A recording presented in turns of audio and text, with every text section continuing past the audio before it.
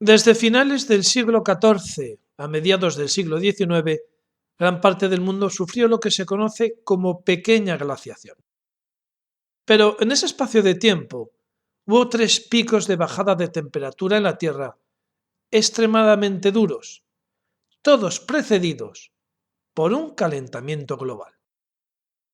De entre todas las bruscas bajadas de temperatura, la más dura fue sin duda la conocida como el mínimo de Maunder. Esto es, la llave. Holanda, siglo XVI. Inglaterra, siglo XVI. Francia, siglo XVII. Cuando se advierte de la posible llegada de una nueva glaciación, la gente responde automáticamente el mismo mantra.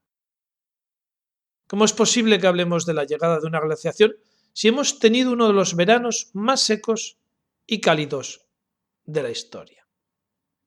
Sin embargo, si leemos las crónicas de los siglos XVI y XVII en adelante, vemos cómo anteriormente a que se dieran dichos inviernos, se narran cómo hay grandes sequías, hambrunas y problemas con las cosechas debido al aumento de la temperatura y las bajas lluvias.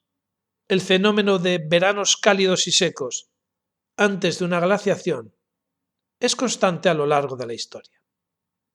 De hecho, uno de los síntomas que pueden anticipar la llegada de una pequeña edad de hielo es precisamente el aumento de temperatura previo. Pero, ¿cómo es esto posible?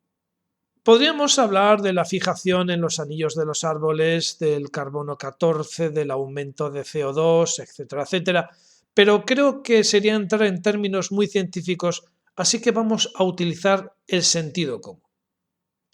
Veréis, el Sol es el responsable del clima en la Tierra. Y sus fluctuaciones, las que evidentemente más van a afectarnos en la temperatura del planeta. Y para ello voy a poner un ejemplo muy sencillo de entender. Si tenemos un invernadero, tendremos más temperatura dentro del invernadero que fuera. Esto es evidente. Pero si se nubla el sol, la temperatura del invernadero bajará, por muy bien aislado que esté y muy bien construido. Dicho de otra forma, por mucho que las actividades humanas puedan influir, y de hecho influyen en el clima, nada comparado con la potencia del Sol. El Sol, como cualquier elemento del cosmos, sufre cambios, ciclos, transformaciones, y esos cambios nos afectan. Cuando varía la actividad del Sol, dicho cambio se nota en la temperatura de la Tierra.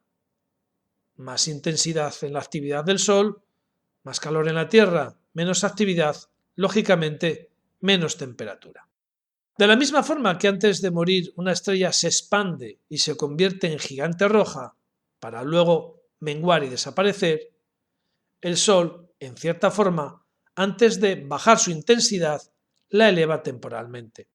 Es como el fogonazo inicial al encender un fósforo, un pico antes de la bajada.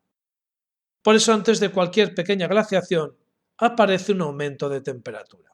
Y eso es exactamente lo que pasó en el siglo XVI y XVII en el hemisferio norte. Es lo que se conoce como el mínimo de Maunder.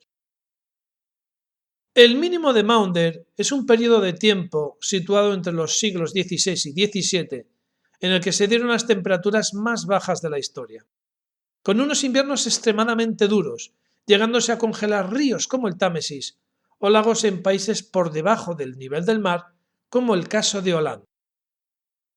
Pero, ¿qué es lo que sucedió en esa época? Pues, según las crónicas de astrónomos del momento, durante el periodo conocido como el mínimo de Maunder, el número de manchas solares bajó espectacularmente, algo que está empezando a ocurrir y que tendrá su mínimo en el año 2020. Pero, ¿qué relación hay entre las manchas solares y la actividad del Sol? Para poder hablar de ello, lo primero que hay que hacer es explicar qué es una mancha solar. Explicado a grosso modo, una mancha solar es una pequeña zona de la superficie del Sol que tiene menos temperatura que el resto. Al tener menos temperatura, emite menos luz y por tanto, al observarse desde la Tierra, se ve una zona más oscura, como una mancha. De ahí el término. Y ahí empezamos a tener la clave y las pistas de lo que está sucediendo. Una mancha solar no es que no emita luz o calor, es simplemente que emite menos que el resto y por tanto, por contraste, se ve más oscuro que su entorno. Imaginaros un panel lleno de bombillas. Si la mayoría fueran de 60 vatios y colocáramos entre ellas algunas de menos potencia, pongamos 40 vatios, estas se verían menos que el resto. Al alejarte y en perspectiva, crearía zonas más oscuras.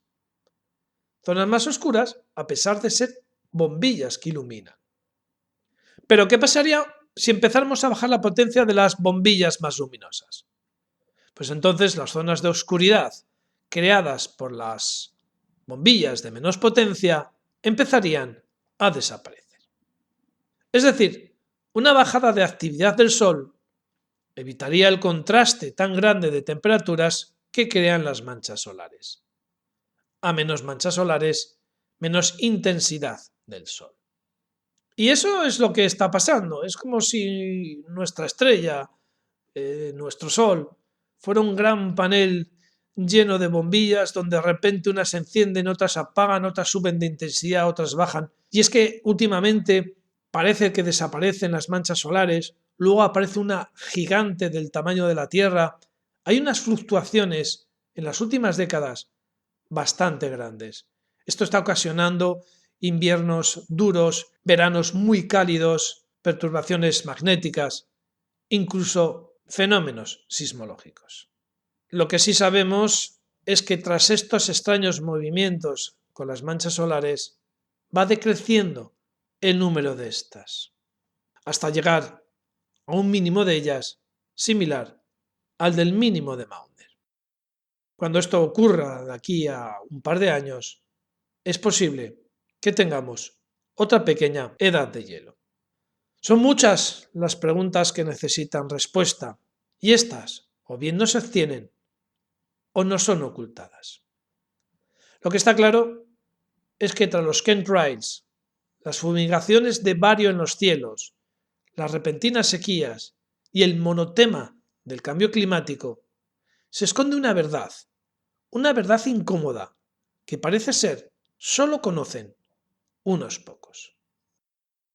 Nada más, os espero como siempre en nuevos trabajos aquí en La Llave.